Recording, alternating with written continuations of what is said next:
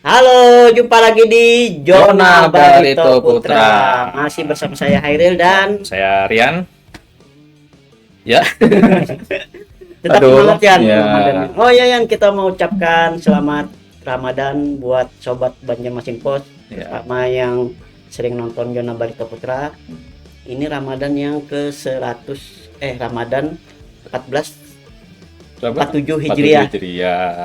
Hari keberapa Hari sih? ketiga Hari ini. ketiga. Harus tetap semangat nih Yan, Ya. meskipun berpuasa. Ya, meskipun Barito kemarin sempat kalah ya sama Iya, sempat kalah. 4-1 ya. 4-1 4-1 atau 3-1 ya? 4-1 ya? 4-1 Waduh. kemarin di kandang Persipura. Hmm. Jadi itu akan kita bahas nantian. Iya. Tapi kita akan membahas terkait dengan ini yang dari kemarin kan saya membahas terkait dengan apa striker kita yang agak mandul, Iya. terus juga pola permainan Teko yang sering melakukan permainan bertahan. Nah, Iya. itu akibatnya ketika menghadapi Persipura kemarin kan Lalu dibombardirnya Lalu ya. dibombardir, Menit iya. terakhir juga itu bobolannya ya pas babak pertama. babak pertama ya kan Terakhir. kita bertahan lalu Hmm. sempat mempertahankan skor 0-0, tapi setelah itu ya menit terakhir bobol terus.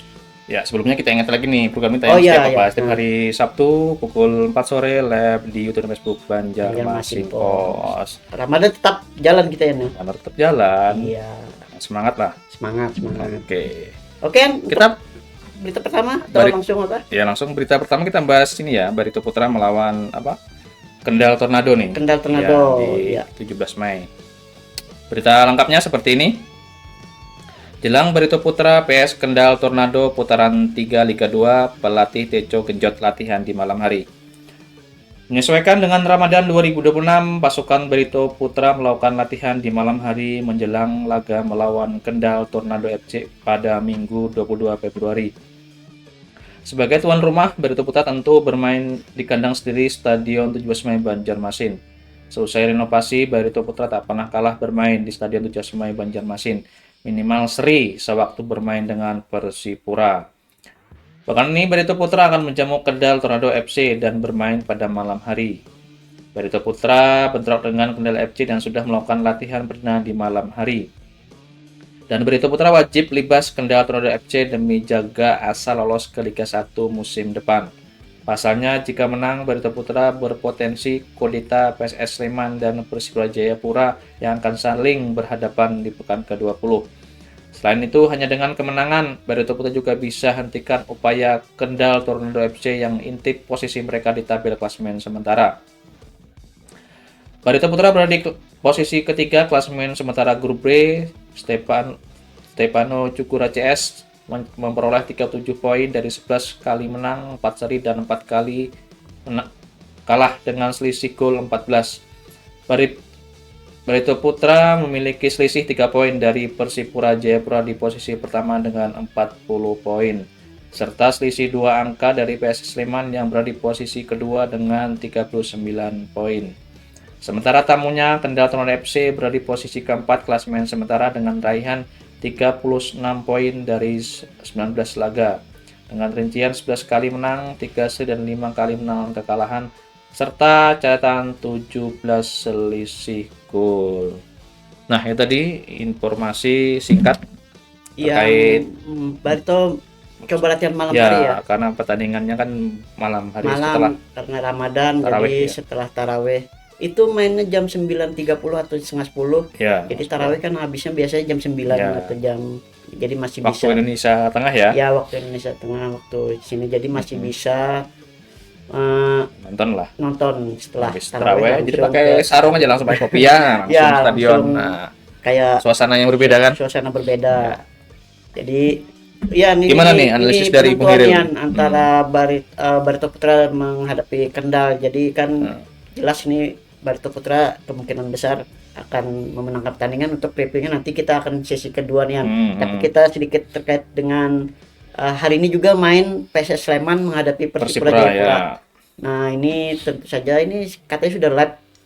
Jadi ini jadi penentuan saya nggak tahu apakah ini menguntungkan Barito jika Persipura menang atau PSS Sleman menang, tapi saya berharap sih kedua tim ini Main justru seri. bermain imbang. Iya, main Jadi seri kan ya. ada kesempatan Barito Putra untuk mengejar menyalip ya. poin. Ya. Makanya kita berharap hasil dari Sleman menghadapi Persipura ini mungkin berharap imbang lah. Imbang. Tapi yang ini saya sedikit membahas terkait dengan Barito Putra ini kan selama di putaran ketiga dan di akhir putaran kedua ini belum pernah memenangkan pertandingan dari 5 pertandingan. Iya. Jadi saya menyoroti terkait dengan masih dengan taktik dari Teco yang lebih memilih bertahan dibanding full habis-habisan menyerang di beberapa pertandingan, sehingga hasilnya cukup ya mengkhawatirkan. Kita lihat Barito Putra dari 5 kali menghadapi Persipura terakhir 4-1, terus kalah dari Persiba Balikpapan 1-0, terus juga menghadapi PSS imbang dan juga Persipura kemarin 1-1. Nah, itu yang sedikit tidak ada kemenangan dari Barito Putra. Jadi saya menyoroti golnya cuma 1 ya. Ya, selain senang bertahan juga terkait dengan penyerang dari Barito Putra ini yang masih belum bisa jadi goal getter Barito Putra setelah ditinggal oleh Moreno, yang kan kita ketahui kan Moreno setelah Barito Putra terdegradasi ke Liga 2, Moreno memilih pindah ke klub baru, begitu juga dengan ini satunya Moreleto. Jadi kedua pemain ini tidak mau bertahan sehingga memilih ke lain, sehingga Barito ini menyisakan Alessandro Pereira yang sampai saat ini baru mencetak 1 gol untuk Barito Putra. 1 gol atau 2 gol saya masih belum ini. Sementara itu dari pemain lain seperti Wildan Ramdhani yang juga berposisi striker masih belum sering dimainkan, begitu juga Rahmat Beri Santoso, striker lokal juga masih terlihat belum produktif dan bahkan belum diturunkan oleh pelatih Teco. Saya juga menyoroti terkait dengan ini yang Teco yang tidak terlalu banyak memberikan jam terbang Bagus Kahvi. Dia kan biasanya beroperasi di bagian sayap, biasanya di kanan, biasanya di si Bagus Kahvi. Saya lihat beberapa pertandingan terakhir ini Bagus Kahvi ini jarang dimainkan, bahkan tidak dimasukkan dalam line up. Entah alasannya kenapa, padahal dia merupakan salah satu pemain yang diprediksi bakal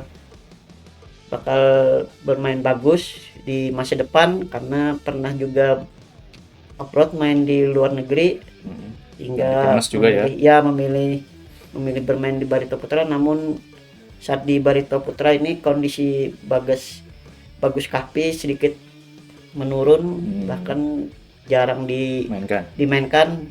Begitu juga kembarannya, juga dia kalah bersaing dengan si Dava yang secara kebetulan juga bermain bagus. Nah, saya menyoroti juga terkait dengan ini transfer Barito Putra di putaran ketiga kemarin yang hanya mendatangkan 2 pemain tuh ya. Iya, Cornelius Stewart sama Ricky Cawor dan juga Basa Jumlah Latu Konsina. Saya lihat di awal putaran ini masih belum menunjukkan ketajamannya, terutama Stewart yang didatangkan pada 13 Januari 2006 dari Semen Padang. Ini penyerang asal Vincent and Grenades ini direkrut untuk mempertajam lini depan, tapi ketika di beberapa laga ini masih belum menunjukkan kemampuannya. Ya, malah Renan Alves yang sering didorong maju ke depan. Begitu juga dengan Ricky Cawor, dia ini dulu sempat digadang pemain masa depan juga, pemain masa depan Indonesia, di mana dia pernah bermain di Persija dan PSS Sleman juga. Lalu ada Basa Jumlah Konsina, ini saya juga belum melihat kemampuannya diambil dari Teco. Kenapa Teco ngambil ini namun tidak pernah diturunkan di Liga 2 ini. Sebelumnya nih kita memiliki striker tajam seperti si yang bermain di Persija itu, aduh lupa namanya. Itu nah itu yang malah bermain di Persija malah dia lebih tajam dibanding setelah dilepas dari Barito Putra. Saya bingung juga. Malah berkembang di sana ya. Malah berkembang di situ, malah di situ yang dia lebih bagus mainnya. Dan juga saya melihat dari Moreleto yang memilih keluar malah bergabung dengan Persijap Jepara, begitu juga dengan Jamie Moreno yang memilih keluar tapi belum ada penggantinya. Barito juga mendatangkan Roni Sugeng, namun posisinya sebagai gelandang itu masih belum cukup untuk membuat lini depan Barito Putra. Mungkin mereka keluar tuh karena strategi Teco lebih banyak bertahan mungkin ya. Jadi Ya, bebasan kurang mereka tahu, di ya, depan yang tuh jelas kurang. mungkin karena dari Moreno sama Moreleto itu, ini prediksi saya dia tidak mau bermain di Liga 2 yang jadi memilih keluar, iya, malah memilih ke klub, awalnya ke klub luar negeri, tapi Terus ternyata balik lagi ke Liga 1 bermain di Persijap Jepara. Itu yang jadi Iya. Barito ini saya lihat hingga saat ini masih kekurangan lini depan aja. Nah, kalau Menangnya saya cuma satu gol ya gitu satu kan. gol itu yang membuat kita khawatir. Biasanya kalau setelah mencetak 1 gol kita memilih bertahan, Ya, itu. atau biasanya ketika kita tampil tandang seperti menghadapi Persipura kemarin, kita teko langsung memilih bermain bertahan tanpa banyak melakukan serangan. Itu yang dimanfaatkan oleh Persipura kemarin. Harusnya kalau sudah unggul tuh harus gempur terus. Iya, itu ya yang ini menghindari seharusnya. Saya berharap ini si Bagus Kahpi yang bisa lebih menjadi starter lah paling tidak untuk pertandingan selanjutnya ini. Ya. Oke Dian, untuk sesi kedua kita akan membahas terkait dengan prediksi Barito Putra menghadapi Persiko Kudus. Download Tribun X sekarang, menghadirkan lokal menjadi Indonesia.